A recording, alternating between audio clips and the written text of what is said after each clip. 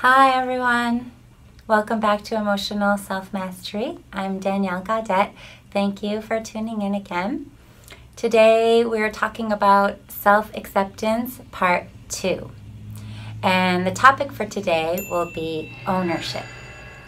Now, I believe that this step of acceptance is one of the most challenging ones, and that people have a difficult time. A lot of people have a difficult time to accept themselves, and even just acceptance in general, accepting things in their lives and things that are happening around them. So that's one of the reasons why I broke this step down into 2 parts, and I hope that you had a chance to practice with the first part, to have some healing conversations with yourself, because I think it's always necessary and important to be able to go to that place and to feel that ease in your heart so that you can face yourself more honestly and see yourself more deeply. If you have too much fighting with yourself, too much self-hatred or anger or blame to yourself, it'll be really hard to go deeper into this process. It'll be even hard to move on to step 2. So at any time, feel free to go back and work with those healing words. It's part of the journey. As I said, today we're going to talk about ownership. So taking ownership. To me, what this simply means is checking yourself to see where you are victimizing yourself. Meaning where you are blaming inside your mind rather than owning, right? So when you're blaming, you're victimizing yourself. And that might be blaming others, so you're victimizing yourself in those relationships, or blaming things that happened in the past or things that are happening in your present, so you're victimizing yourself in those circumstances. You're feeling a victim of the circumstance. Or it might even just be you're blaming yourself, your emotions. You're too emotional, you struggle with this or that, you have this kind of weakness or belief that you can't overcome, and you're stuck in a place of self-blame, which is also victimizing yourself. So real acceptance happens when we are able to take ownership.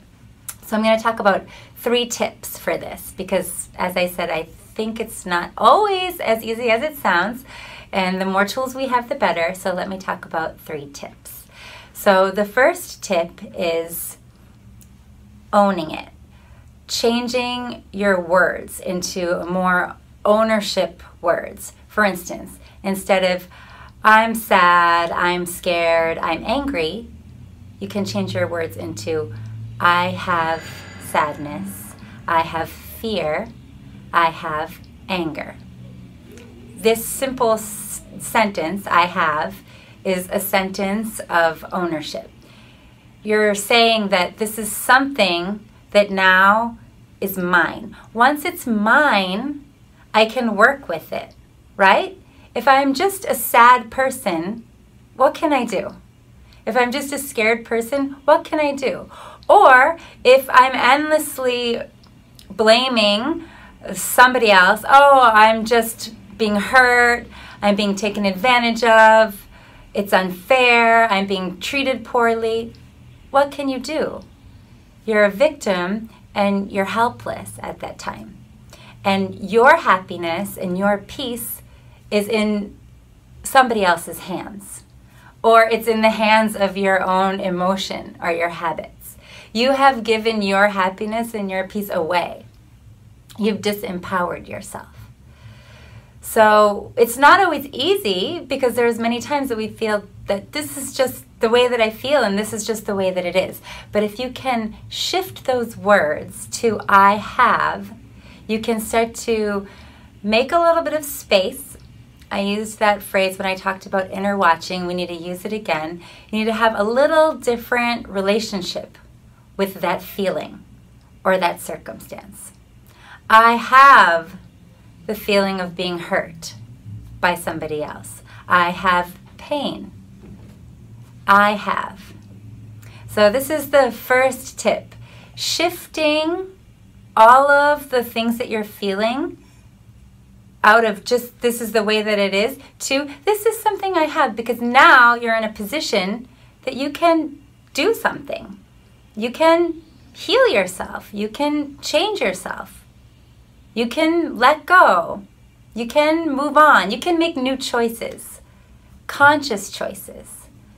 So I'm going to be talking about that a little later, not in this video, but in a future video, about making conscious choices as a way of improving ourselves and our life. But we're not able to do that unless we fully accept and take ownership of what we're currently doing and what we're currently feeling. All the things. So you can take a good look at yourself and the things that are going on in your life and the places where perhaps you are focusing outside of you, placing blame, even placing blame just on your own self and stuck in that place. Oh, I'm always going to be this way. This was what my life was like. This happened to me. This is just the way that it is. You have to see where you're placing blame, catch yourself, and start to reframe it. I just have this feeling, or I have this habit of being stuck. I have this habit of focusing on the past. I have this habit of blaming others. I have this habit of blaming myself. This is what I have. Once you put it back into your hands, you start to empower yourself to make new choices, to make positive and healthy changes in your emotional life. So this is the first tip. I have. So when you look inside yourself, when you do your awakening and your feeling and your watching, you can start to see everything from the perspective of, I have it. Now, when you feel 100% feeling, acceptance is going to happen automatically. And if you're able to do 100% watching, acceptance is going to happen automatically. And that's great. That's perfect. But these tools, these tips are for the times when, or the people who struggle with feeling, for the times when you resist the feeling, or you reject it, or you want to avoid, or you're seeing something about yourself, but you're judging it, and you're reacting to it. You're starting to get more upset and more freaked out about the things that you have inside, or blaming yourself even more and getting yourself into a dark hole. So if that starts to happen, you really have to look more closely at how you're framing it in your mind, and you have to switch. Okay, calm myself down. It's just that I have these thoughts. I have these feelings. I have had these experiences. I have had this past. It's something that I have right now, which is the feeling of holding on to that pain. The feeling of holding on and being stuck. That's what I have. Once you do that, you're going to feel a little bit stronger. Feel a little bit more strength inside. And then the second tip is, and I think I might have even said this in another video, and I'm going to say it again, it's very important. Remember, this is just what I have. This is not who I am. So identity is very important. I think the biggest reason why we don't accept ourselves is because we keep identifying ourselves somehow as bad or wrong in some way, or not good enough in some way.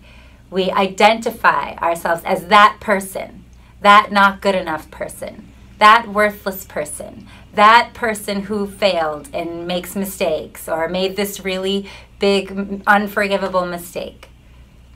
So it's really important that you don't identify yourself that way any longer. Just, I have the feeling that I made a mistake. I have regret. I have hurt. I have sorrow inside. I have grief. There's many things that you might have, but it is not me. This is important. This is the second phrase that you need to consider. I have that, but it's not me. It's not who I really am. Because that's true. It's not your true self in any way. It's not your pure essence, your original nature. That's who you really are, who you were born as, this being, this bright being of life. But we put many identities on top of that being as we have lived our lives and had many experiences and received a lot of information and teachings from different people in our life, or we felt and made beliefs ourselves as we lived and saw many things. So again, space. We need to separate from that. That's not who I am. That's not all that I am. There might be something that I have inside. There might be something that I always have inside, that I always carry with me, that I always tend to feel, but it's not me. It's mine. So once you put it into that frame, you take back some power and you take back ownership. And when you own it, when you completely own it, then you can accept even not good circumstances, not good memories, not good things that happen to you in your life, or even right now, presently, not good habits that you might be engaging in. You can accept it when you realize, okay, this is just what I have. This is not me. Now there's something I can do. I can shift. It's in my hands. So this is the meaning of taking ownership. You need to put it back into your own hands. This is how you start to have much improved management over your emotional self. When you realize, okay, it's in my hands. It's not in my hands at all. It's a totally hopeless and helpless situation if I just go on day after day listening to those voices that say, oh, I'm just angry, I'm sad, I can't get out of it, I always give up, I don't care about this, I'm hurt about this person and this person and this person did something to me, it hurt me, there's nothing I can do. That victim kind of thinking will always bring you down. It shrinks your energy, it shrinks your feeling of worth and value, and it disempowers you. And then you will not be able to change yourself or your circumstance. So again, I have this feeling and it's not me. So these are two sentences that I want to work with today as part of this second piece in acceptance. So we're accepting ourselves and we're also accepting our life circumstances because it's the same, right? You can't really accept yourself if there's somebody in your life you cannot accept. Oh, I accept myself, but I don't accept them. It just means that there's something that they make you feel that's uncomfortable that you haven't accepted yet. Or I accept myself, but I can't accept this circumstance. So this is very important. I'm not saying that acceptance means you need to tolerate unhealthy circumstances. Situations where people are treating you or others poorly, or or there's injustice. I'm not saying that you have to tolerate that. But first you have to accept inside of you what it stimulates in you. This is emotional management. This is emotional self-mastery. First, you have to accept what it does inside of you. And you have to accept that anger, that rage, that pain, that hurt. You have to accept your own feeling. And then you're going to know what kind of choices and actions to make. But without that piece, you're probably just going to make choices and actions as reactions from your emotions, from your habits. And this often leads to more problems down the road. So first we need to accept inside ourselves everything that we're feeling, everything that's coming up, whether it's my own issue with myself or it's being stirred up and stimulated by something going on around me. We have to take ownership of all of it. And the third tool is related to the lower energy center. Again, the Danjan, lower energy center, that I keep talking about in each and every video, is even more important when we talk about acceptance because you cannot really accept unless you bring your energy down to this lower energy center. What I mean is, if your energy is up in your head, then you're all the time going to be analyzing and judging and thinking and criticizing. And if your energy is in your heart, your chest, then you're always going to feel emotional. It's only when energy comes all the way down, really calms down, that you can feel acceptance. So it works together very nicely. You're practicing to say, I have, and take ownership. And you're practicing to see that this is not me, and separate your identity from that thing. And at the same time, you're bringing energy down, which is going to be like a shortcut for moving into acceptance.